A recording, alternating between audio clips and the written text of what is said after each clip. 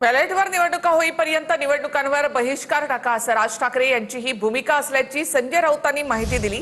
राज ठाकरे यांनी मांडलेली भूमिका काल मी उद्धव ठाकरे यांना सांगितली असंही राऊत म्हणाले।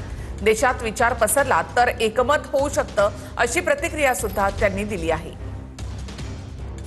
देशातल्या निवडणुका बॅलेट पेपरवर होत नाहीत तोपर्यंत निवडणुकांवर बहिष्कार टाकण्याची राज ठाकरेंची भूमिका असल्याचं संजय राऊतांनी म्हटलं। संजय राऊतांनी शुक्रवारी राज ठाकरे यांची भेट घेतली। राज ठाकरे यांच्या शिवतीर्थ निवासस्थानी राऊतांनी राज ठाकरे यांच्याशी चर्चा केली। राज ठाकरे यांची भूमिका उद्धव ठाकरेंपर्यंत पोहोचवल्याचं देखील राऊत म्हणाले।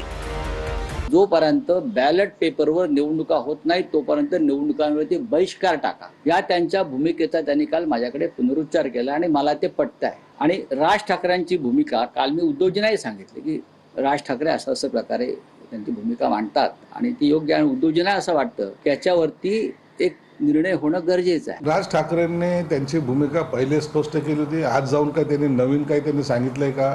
नाही। आता हा निरोप घेण्यासाठी किंवा देण्यासाठी संजय राऊत गेला आहे याच्यातच मला काही तथ्य वाटत नाही। संजय राऊत हा कदाचित उबाठांच्या तक्रारी करायला राज साहेबांकडे गेला असावा आणि त्या तक्रारीचा पाडा तिथं वाचून मला वाटतं संजय राऊत वापस गेलेले। दुसरीकडे सुप्रिया सुळेंनी देखील राज ठाकरेंच्या भूमिकेचं समर्थन केलंय।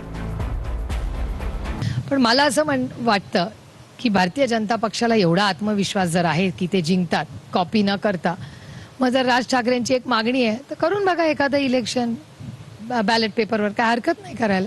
उद्धवजी, तुमच्या पक्षावरच महाराष्ट्रातल्या जनतेनं बहिष्कार घातलाय। संजय राऊतांच्या पक्षाला महाराष्ट्रातल्या जनतेनं घरी बसवलं। ज्यांच्या पक्षावर ज्यांच्या गटावर महाराष्ट्राच्या जनतेने बहिष्कार घातलाय त्यांनी निवडणुकीच्या बहिष्काराची भाषा बोलूच नये।